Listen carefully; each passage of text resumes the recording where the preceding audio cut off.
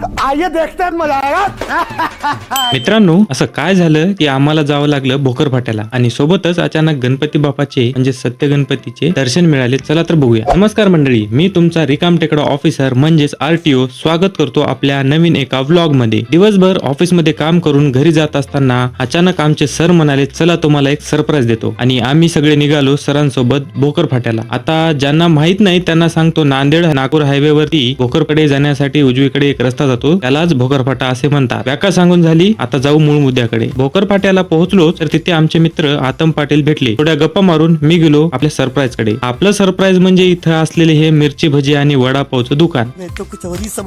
तर आम्हाला मिरची भजी खाण्यासाठी घेऊन आले होते. मामा गरम भजे तळत होते. आम्ही हात धुवून बसलो आणि वाट पाहत होतो गरम भज्यांची. एवढ्यात मामा गरम भजे घेऊन आले. गरम भज्यांवर आम्ही मस्त मसाला मारला आणि सुरू केले भजे खायला. भजे खाऊन पोट भरलं नाही म्हणून आम्ही वडापावचे फक्त वडे मागवले, ते पण संपवले. दाबून भजे आणि वडे खाऊन बिल देऊन आम्ही जाणार होतो घरी. घरी जायच्या अगोदरच आम्ही ठरवलं सत्य गणपती बाप्पाचे दर्शन घ्यायचं आणि आम्ही सगळे निघालो दर्शन घ्यायला. गाडी पार्किंगला लावून पाय धुवून घेतले आणि सरांनी नारळ आणि बेलफूल घेतले आणि नंतर आम्ही गेलो बाप्पांच्या दर्शनाला. दर्शनाच्या रांगेने मंदिरात आलो. गणपती बाप्पाचे दर्शन घेतले. प्रदक्षिणा करून मंदिराच्या मागे आलो. तिथे पूजा करून नारळ फोडले आणि एवढ्यात मंदिरामध्ये आरतीला सुरुवात झाल्याचा आवाज आला. आरतीचा आवाज ऐकून आम्ही मंदिरात आलो. आरती घेऊन थोडा वेळ मंदिरात बसलो. नंतर बाहेर येऊन एक व्हिडिओ केला. नंतर महादेवाच्या मंदिरात दर्शन घेऊन निघालो बाहेर. बाहेर येऊन सर नांदेडच्या दिशेने गेले आणि आम्ही निघालो आमच्या घरच्या दिशेने. आपला आजचा सरप्राईज व्लॉग कसा वाटला कमेंट करून नक्की सांगा आणि सबस्क्राईब करायला विसरू नका. नमस्कार.